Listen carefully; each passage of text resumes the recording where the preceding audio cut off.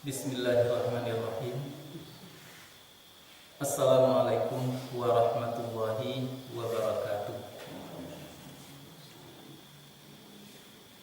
Alhamdulillahillazi arsala rasulahu bil huda wa dinil haqq liyuzhirahu 'ala dini kulli walau karihal musyrikun. Syukur dan puji kita serahkan kepada Allah Subhanahu wa taala. Kita masih sampai kepada tahun baru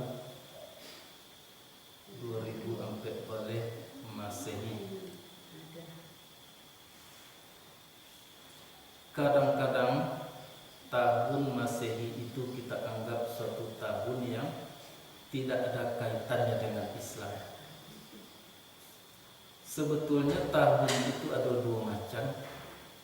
Satu disebut dengan tahun Hijriah atau tahun Hijrah.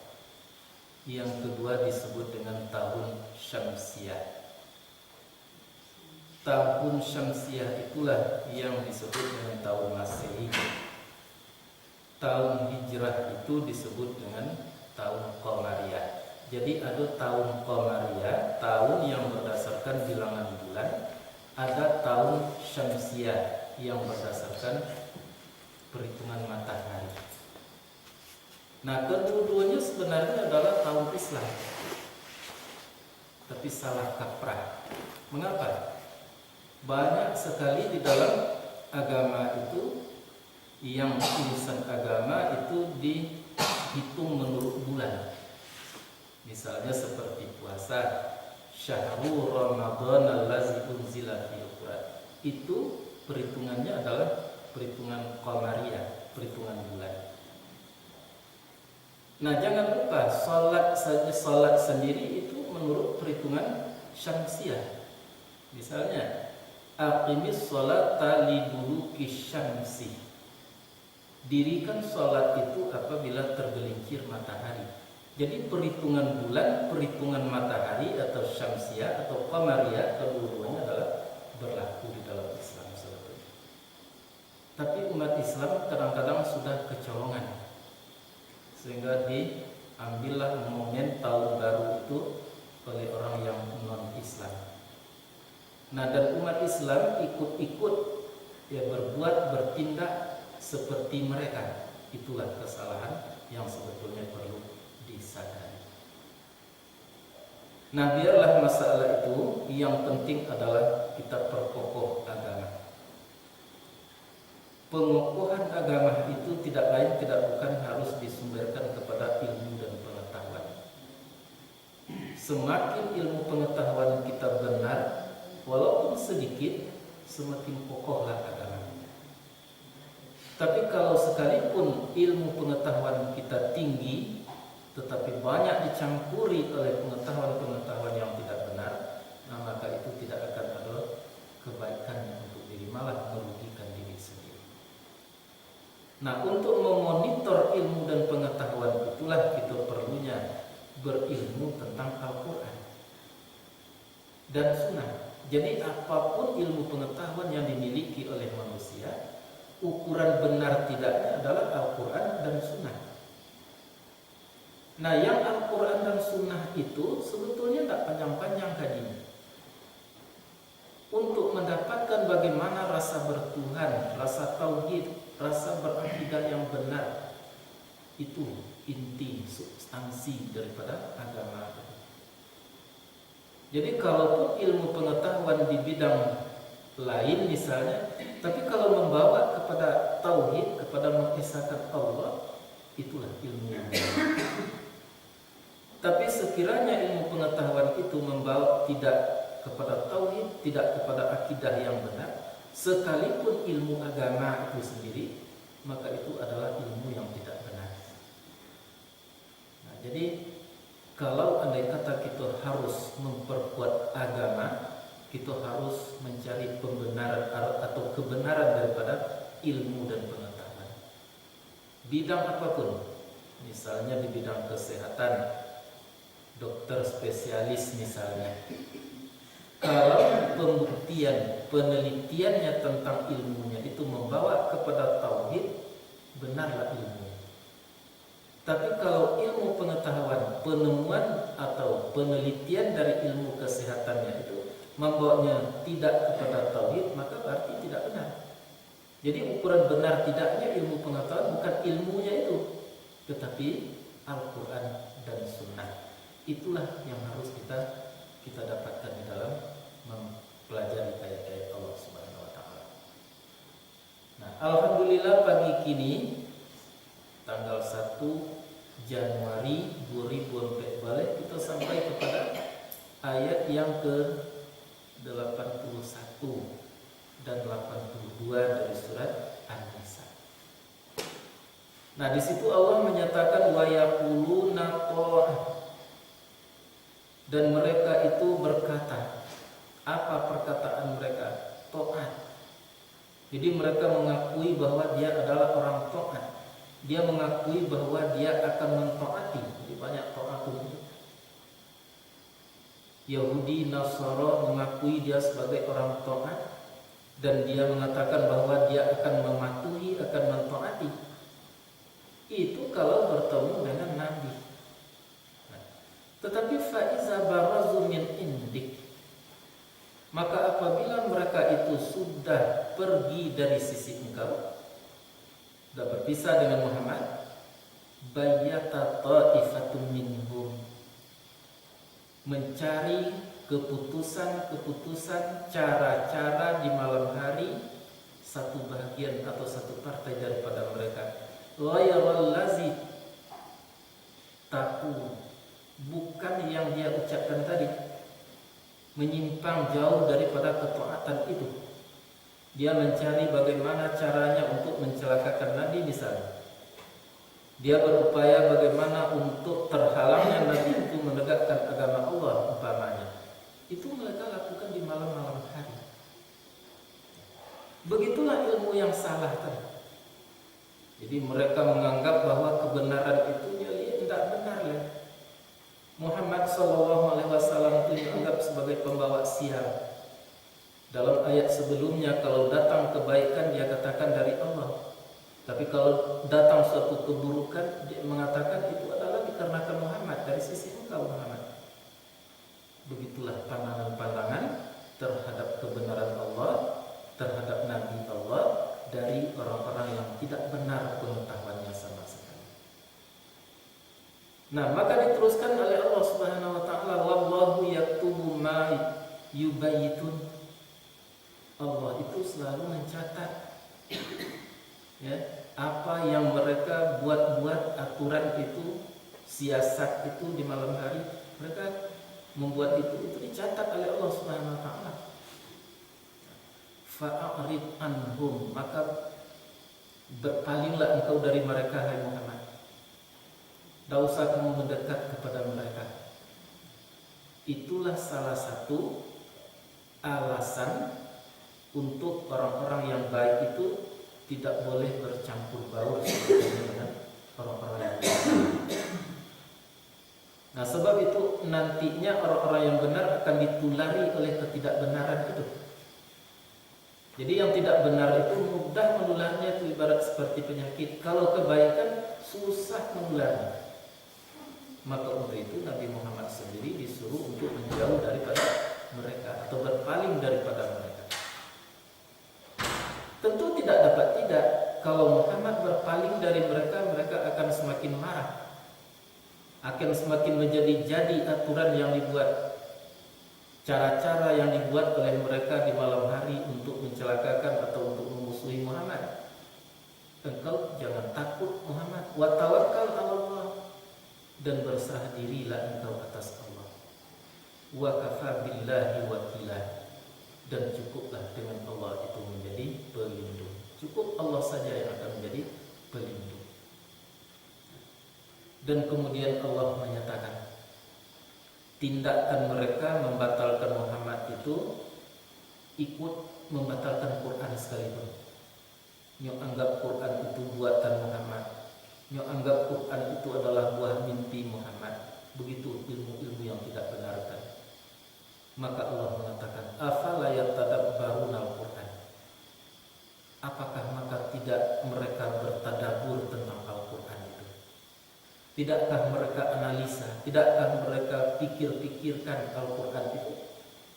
Walau kana min indi ghairillah, dan jikalau ada Al-Quran itu dari sisi selain Allah, dari Muhammad yang membuat atau yang lain-lainnya, la wajadu fihi, sungguh akan mendapati mereka, sungguh telah mendapati mereka di dalamnya Al-Quran itu ikhtilafan katsira, perselisihan, pertentangan yang banyak. Tapi tidak pernah ditemui dalam Al-Quran itu perselisihan, pertentangan antara ayat dengan ayat dan antara kalimat dengan kalimat lain, tidak pernah berantakan, tidak pernah bertentangan. Itu juga menandakan bahwa mereka Yahudi yang tidak senang kepada Al-Quran itu, kepada Muhammad itu, juga membaca Al-Quran. Nah, seperti kalau kini kita sebut itu orientalis, mereka membaca Quran, tapi makna, isi, rahasia daripada Al-Quran salah satunya, Al-Quran itu tidak pernah bertentangan. Al-Quran itu tidak pernah berantakan ayat dengan ayat yang lain. Nah, itu tidak nampak oleh mereka. Itulah ilmu yang tidak benar. Nah, jadi manusia itu tergantung kepada ilmunya. Kalau benar ilmunya, maka dia menjadi baik. Kalau andai kata ilmunya itu tidak benar, maka dia menjadi tidak baik. Baik yang dimaksud di situ adalah i'tikadnya akan baik, ibadahnya akan baik, muamalahnya akan baik. Kalau andai kata ilmunya itu tidak benar, maka jadilah dia menjadi tidak baik. Artinya i'tikadnya akan salah atau akidahnya akan tidak benar, ibadahnya akan tidak benar, dan muamalahnya akan menjadi tidak benar. Akidah itu keputusan hati tentang sesuatu. Kalau tentang Allah Subhanahu wa taala itu disebut dengan tauhid. Jadi bagaimana perasaan yang ada di dalam jiwa kita tentang Allah Subhanahu wa taala. Ya, misalnya saja kalau kita berdoa kepada Allah Subhanahu wa taala lalu tidak kita dapatkan apa yang kita doakan. Di situ kita akan tahu. Kalau ada di dalam hati kita itu menyangkal Allah, merasakan bahwa Allah tidak mau memberi, itulah i'tikad. I'tikad yang salah. Allah bukan tidak mau memberi, tetapi Allah itu adalah Maha Tahu. Kalau Dia beri, mungkin kita akan rusak dengan yang kita doakan itu. Kita tidak tahu, Allah tahu. Nah, jadi maka oleh sebab itu, apabila kita berdoa kepada Allah Subhanahu wa taala lalu tidak diberinya apa yang kita minta, ketahuilah, berpahamlah, berkeyakinanlah bahwa doa kita adalah dikabulkan oleh Allah Subhanahu wa taala. Mengapa? Karena setiap doa tidak ada tujuannya yang buruk, pasti baik. Kalau kita minta harta, pasti agar kita menjadi senang. Allah tahu kalau diberi oleh Allah kita tidak senang, akan disengsarakan, akan disusahkan oleh harta. Tidak diberi baru kita senang, maka tidak diberi oleh Allah Subhanahu wa taala. Begitulah Allah mengabulkan doa seseorang. Jadi masalah i'tikad itu susah-susah sulit. Ya, murah tetapi susah, sulit tetapi tidak payah. Apa sebab? Karena tergantung kepada ilmu kita tadi. Jadi Allah Subhanahu wa taala kita tidak boleh beriktikad, berkeputusan hati yang bukan kepada Allah Subhanahu wa taala. Nah, contoh tadi kalau kita meminta tidak diberi oleh Allah Subhanahu wa taala, tidak diberi, itulah pengkabulan Allah Subhanahu wa taala. Nah, dalam satu riwayat Jibril itu datang kepada Allah Subhanahu wa taala. Ya Allah, nah, berilah apa yang mereka minta ya Allah. Saya sudah kasihan melihatnya ya Allah. Dia sudah menangis, sudah terseduh-seduh memohon meminta kepada Engkau. Dalam sholatnya, nah, di luar sholatnya mereka berharap kepada Engkau dengan sepenuh hati. Mereka ikhlas, tidak syirik ya Allah. aku kata Allah tidak akan kuberi. Nah, mengapa ya Allah tidak engkau beri? Aku senang mendengarkan tangisan dan mendengarkan jeritan mereka itu.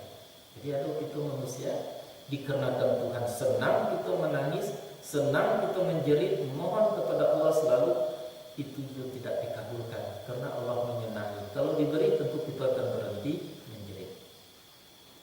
Nah, lalu di saat yang sama ada orang yang tidak begitulah menjerit, tidak begitu menangis, tapi diberi oleh Allah Subhanahu Wa Taala. Nah, lalu mengapa orang itu engkau beri ya Allah, siang itu menjerit itu seperti itu tidak engkau beri tadi? Karena engkau mengatakan senang aku mendengarkan jeritannya. Jawaban Allah pada waktu itu, aku muat mendengarkan jeritan orang itu, maka aku berilah supaya dia berhenti untuk menjerit kepada aku.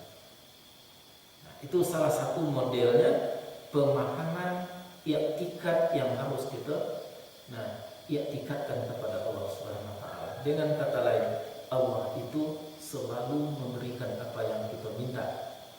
Tetapi cara Allah memberi itu berlain-lain. Kadang-kadang ditahannya yang kita minta, tidak diberinya materi yang kita minta, tapi hakikatnya diberi oleh Allah Subhanahu Wa Taala. Itu sebab kita sampaikan dalam pengajian, nah, la in syakartum la azidannakum wa la in kafartum inna azabi lasyadid. Sekiranya manusia itu bersyukur, maka akan kutambahi. Kalau dia kufur, maka azabku adalah sangat pedih sekali. Kalau syukur aku tambahi, maka mungkinkah setiap apa yang kita syukuri akan ditambah oleh Allah Subhanahu Wa Taala materinya itu? Tidak. Ya. Kita syukuri nikmat mata, Tuhan tidak akan memberi tambahan. Kita syukuri nikmat kaki, Tuhan tidak akan memberikan tambahan. Malah kalau punya tambah, itu akan kesal. Nah, maka dibagilah tambahan Tuhan tadi menjadi, pertama ada tambahan itu yang mustahil ditambah. Seperti tadi, kalau mensyukuri mata mustahil akan ditambah oleh Allah, dan kalaupun ditambah itu tidak akan mau. Nah, dan kemudian ada tambahan itu yang mungkin ditambah, mungkin tidak, mungkin ulang bijak. Misalnya harta, kalau kita syukuri harta itu bisa ditambah jumlahnya oleh Allah Subhanahu Wa Taala, bisa atau tidak. Nah, dan kemudian ada tambahan itu yang mutlak, pasti ditambah oleh Allah Subhanahu Wa Taala. Nah, apa itu? Itulah keberkatan. Nah, jadi kita syukuri mata, walaupun pada lahirnya tidak ditambah oleh Allah Subhanahu Wa Taala, tapi keberkatan diberikan kepada mata. Mata yang berkat itu adalah mata yang termanfaatkan secara benar. Jadi kalau ada mata itu yang tidak mau melihat kebenaran-kebenaran Allah, itu mata yang tidak berkat. Kalau apa yang dilihat oleh mata itu tidak bisa melihat kuasa Allah di dalam apa yang dilihat oleh mata, itulah mata yang tidak berkat. Jadi mata yang sudah ditambah keberkatannya oleh Allah, kaki, telinga, tangan yang sudah ditambah dengan keberkatan oleh Allah Subhanahu Wa Taala, itu akan membawa manusia itu lebih dekat kepada Allah Subhanahu Wa Taala. Nah, dan kemudian harta yang disyukuri mungkin ditambah jumlahnya oleh Allah Subhanahu Wa Taala, tapi yang pasti berkatnya ditambah. Artinya harta itu membawa kepada kedamaian, membawa kepada ketenteraman, membawa kepada ketaatan. Banyak orang yang mendapat harta tetapi tidak diberkati oleh Allah Subhanahu Wa Taala, maka hartanya itu semakin lama semakin membawanya jauh daripada Allah Subhanahu Wa Taala. Makin bertambah umurnya semakin dijauhkan oleh harta daripada Allah Subhanahu Wa Taala. Nah, dan kemudian mutlak tadi ditambah, ya. Jadi seluruhnya kehidupan orang yang bersyukur kepada Allah itu akan ditambah dengan keberkatan oleh Allah Subhanahu Wa Taala. Jadi kalau kita ingin tahu siapa yang diberkati oleh Allah Subhanahu Wa Taala, yaitunya orang-orang yang mendapatkan kedekatan dengan Allah Subhanahu Wa Taala dikarenakan apa yang diberikan Allah Subhanahu Wa Taala kepada dirinya. Kakinya melangkah kepada kebenaran Allah, telinganya mendengar kepada kebenaran Allah, matanya itu melihat kepada kebenaran Allah, hartanya itu menegakkan agama Allah, pikirannya itu berpikir untuk agama Allah. Itulah yang dikatakan keberkatan. Nah, jadi jangan disangka keberkatan itu ndak nemu habis. Ya, itu banyak tuh orang tua kita dulu berpendapat kalau adanya punya padi ndak habis dari tahun ke tahun, itu namanya berkat. Itu hanya sebahagian sekelumit kecil daripada keberkatan. Tetapi yang berkat itu adalah sesuatu yang membawa kepada kebenaran Allah Subhanahu wa ta'ala. Jadi kita beriktikad kepada Allah itu harus terpelihara. Jangan sampai menuduh Allah di dalam batin kita dengan tuduhan yang bukan-bukan seperti yang tadi. Memang apa yang kita minta banyak yang tidak diberi oleh Allah Subhanahu wa ta'ala, tapi jangan tuduh Allah tidak mengabulkan. Allah tetap mengabulkan doa kita. Tapi mungkin belum sesuai, belum sepadan dengan kondisi kita, maka tidak diberilah apa yang kita diminta oleh Allah Subhanahu wa ta'ala. Kalau diberi, kita akan dicelakakannya. Itu ya. Nah, kemudian ibadah.